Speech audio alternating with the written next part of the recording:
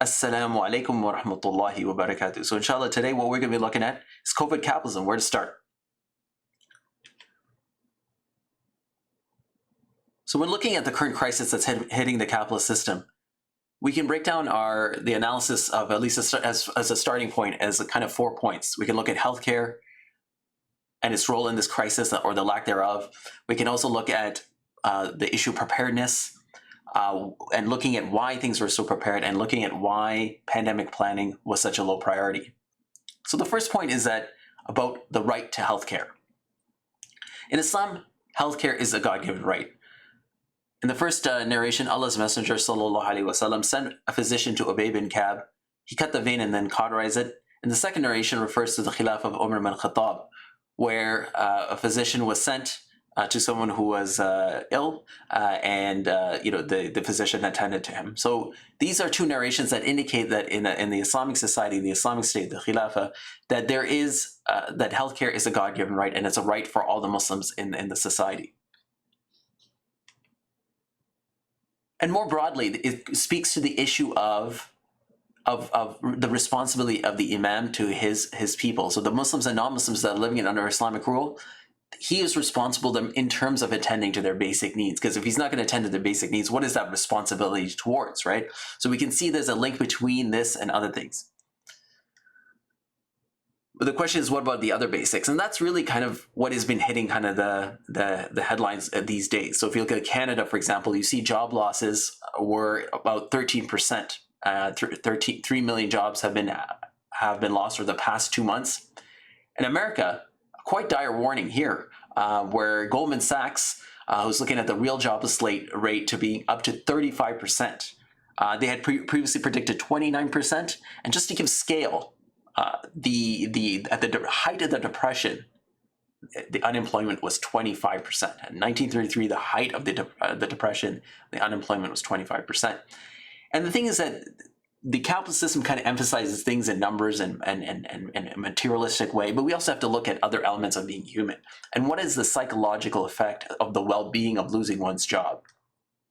It takes a tough mental toll on people, and this is one of the articles that was kind of pointed out. So you can imagine that these millions of people, when you look at their basic needs not being met because they have anxieties about losing their house, about being not able to pay for the necessities of life, you can see that it's not just about the unemployment, but rather it's about the well-being of human beings, right? So this speaks to the issue in Islam where that there is no, that the basic needs must be provided for by the state. So that goes to that broader responsibility of the Imam, the ruler, that there is no right for the son of Adam other than these things: a house in which he lives, a garment to cover his nakedness, a piece of bread and water. And that's in Tirmidhi. So the basic needs are covered. And you can see that in this crisis, that even, for example, in Canada, even though you have healthcare, that's not enough. What you need is a full coverage of your basic needs to ensure that everything's protected and that you are not in a state of anxiety and mental chaos as when these types of things hit. And we can see the sort of the tragedy of this reality in a video that was taken in New York City. We can see how people are trying to cope with this, because with social distancing, the problem with like homeless shelters is that if you go to a homeless shelter, then how will you socially distance, right? Because these things are very crowded. You can see the impact of this crisis is that people are trying to find shelter where they can, where they're relying on things that shouldn't be shelter, like the subways, which are needed for in big cities like New York or Toronto. You need the subway system to move people. That's not the purpose of these subway cars, to house the homeless. There needs to be another system to do that, and that speaks to the kind of the tragedy where people are using this type of way to meet their housing needs, and that just shows how skewed the priorities of society are, where that this problem was not solved not only yesterday but decades ago. So that takes us to our second point: should society have been prepared? Because people may say, well, this was a black swan, like this was just an unpredictable event, and there was no way of knowing that society was going to be hit by a pandemic. So how do we look at that how do we discuss that issue?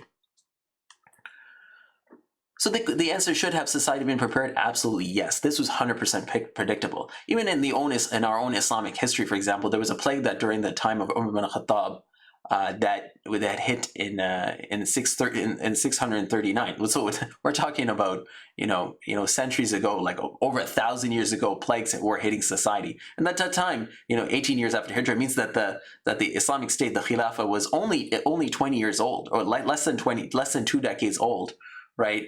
So it was one of the kind of the fresh problems during the rule of Umar bin Khattab, may Allah be pleased with them.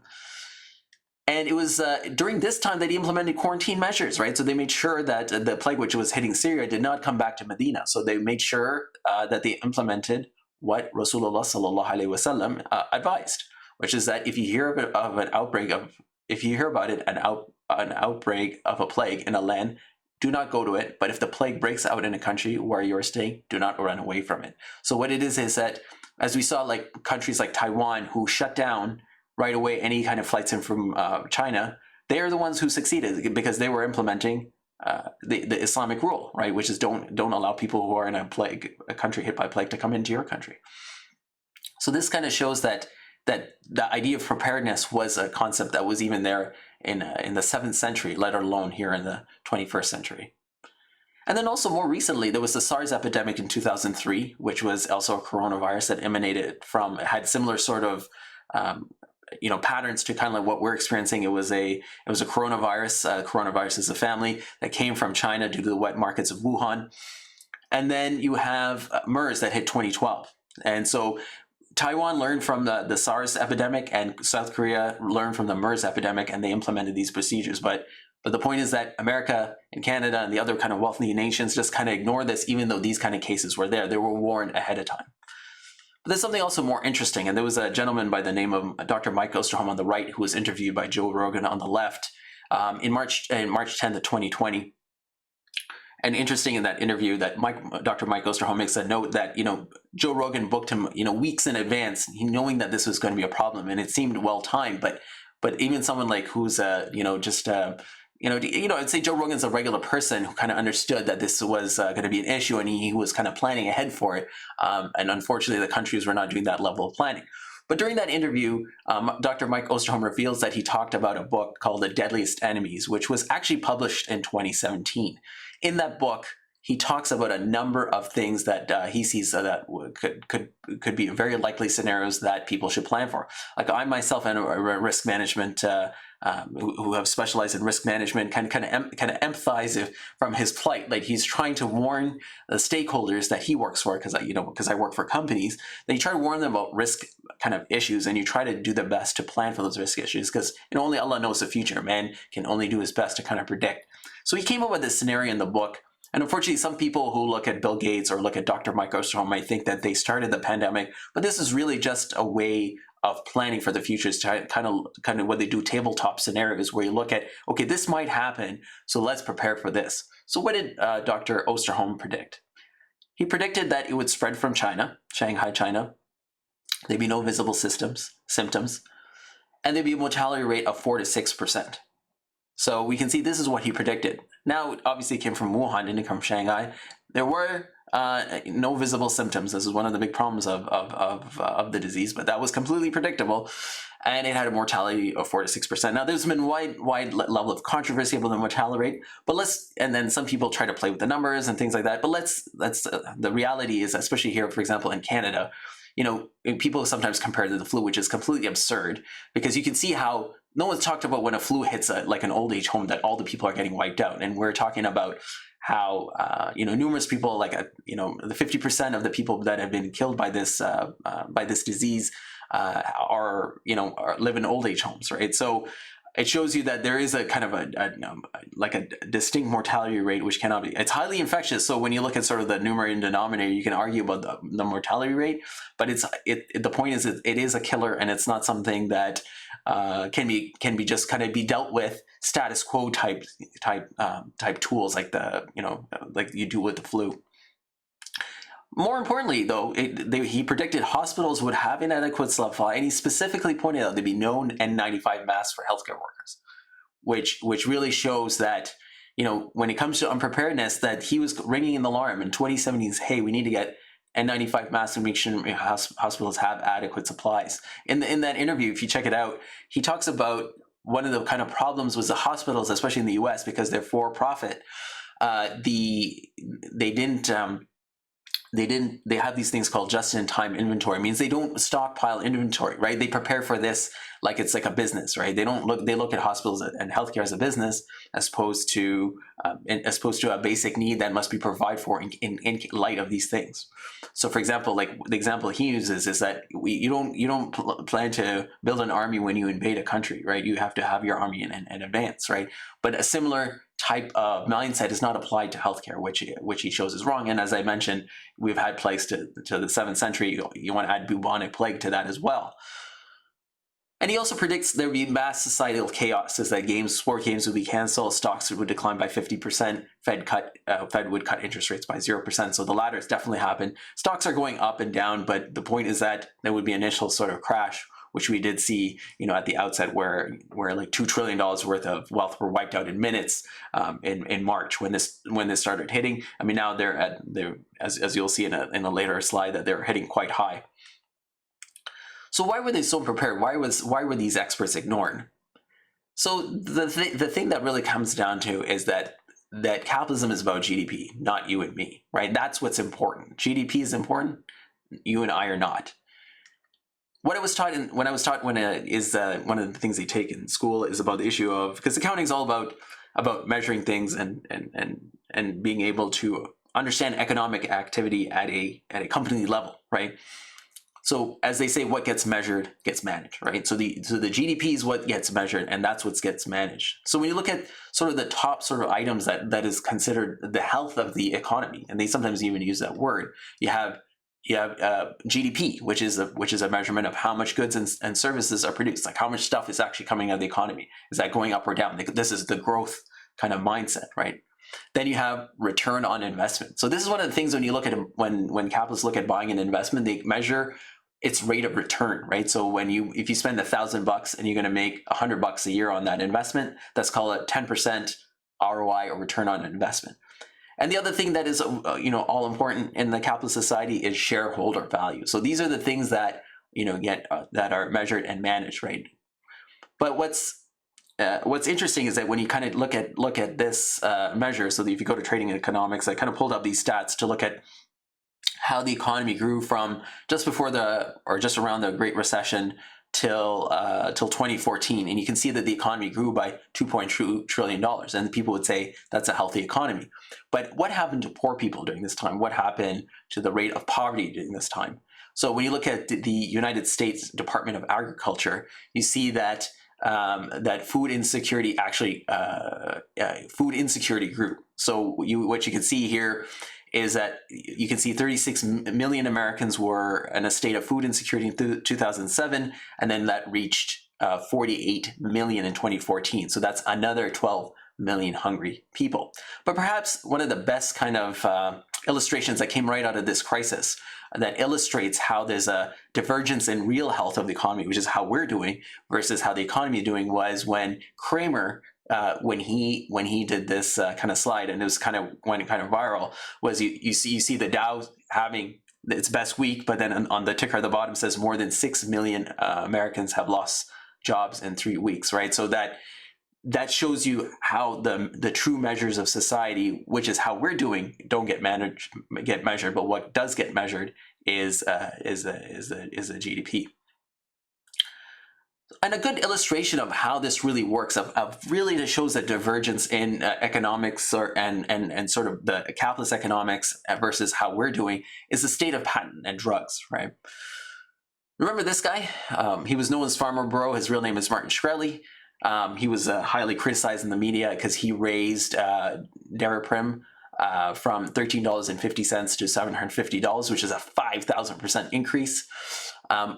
And it's the only cure for toxoplasmosis. Toxoplasmosis it's kind of like a flu-like symptom in people, but the problem really hits when infected mothers have weakened immune system, and then they can cause serious complications when they have kids. And it's the only way the only way to solve that is through Daraprim. So this doesn't affect the mom, it affects merely the infants born to infected mothers. And that's kind of shows the cruelty of this thing, where you're going to sacrifice children, babies, for the sake of a profit hike.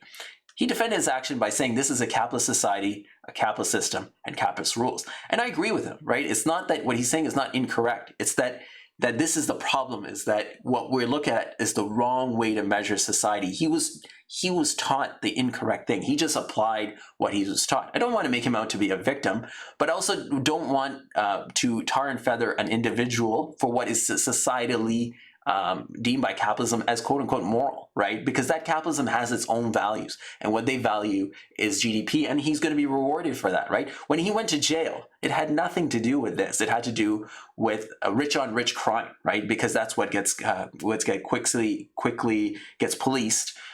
Is when if you mess around with the capital markets, you can get in trouble, and that's what he was doing. That's why he went to jail, not because of this. And what about other drug companies like Lilly, Novo Nordisk, and Sanofi? They actually raised the price of insulin for 500%. And we have to be aware of how the propaganda system kind of works in capitalism. So we have to be aware that we shouldn't just go and tar and feather the one guy, but rather we should look at the whole system, right? And it's there as much a part of that capitalist society, capitalist system that's playing by the capitalist rules. And that the price of insulin, it's for type 1 diabetes, and it can have dramatic impact on actual human beings. This person you probably don't know, but he was one of the first victims of how, like, he's a visible victim of this approach to society, right? His mom told, kind of brought her story to the world, and saying that he's dead because he couldn't afford his insulin, right?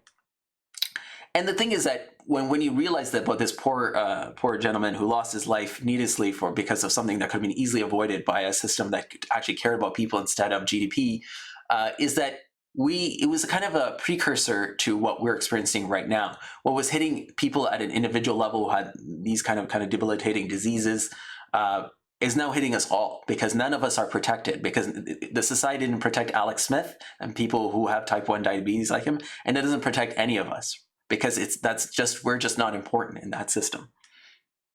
And it was a huge problem. 1 out of 8 people must ration their medication in America, and that shows you that this system is just merciless and ruthless to the people. So if we're not the priority, what are actually the priorities of the system? The priorities can be clearly seen by how much pandemic planning costs. How are we talking? We're talking trillions. We're talking about what Mike Osterholm was talking about in 2017 is spending $1 billion annually. They were going to only give him $200 million, right? So that seems like a lot of money. But let's look at what were priorities in society. So there was $5.6 trillion worth of tax cuts. There was a $2 trillion Iraq war. And then there was $1 trillion worth of stock buybacks. So one thing is that when we look at the Iraq war, now all these things have to relate to expanding the GDP of the country, right? Because the first thing is to do with tax cuts, which is how to give money back to the rich, right? So the rich people, like the Bill Gates and the people, they all benefited from these tax cuts, and they chose to take that money and spend it how they like, as opposed to giving it to Mike Osterholm. So that was a societal decision that was made by the society. Right. If you look at the stock buybacks, what that is a practice. What companies will do is use the cash they've made. For example, if Apple has done this, they would take money that they've made from the iPhones and then buy these stocks back. Now, when the thing is, who owns these stocks? These stocks are owned by the top 10%. So that's one aspect. If it's one way to take money that you and I spend on our iPhones and give it back to the rich. But the second aspect, what it does is for executives of Apple and of the companies, is that it boosts their stocks, right? Because now their stocks are going to go up because there's less supply of stocks out there. So supply and demand, stocks go up. They get their stock options are worth more. So there's kind of what they call a moral hazard, or there's adverse selection. Like there's these kind of perverse incentives and encourage them to do that, as opposed to actually using that money for pandemic planning, for example. And the last thing that is, of course, the $2 trillion Iraq war, right? That's how much they spent. Now, this is also, is when it was obviously, done on lies, and that's obviously a problem.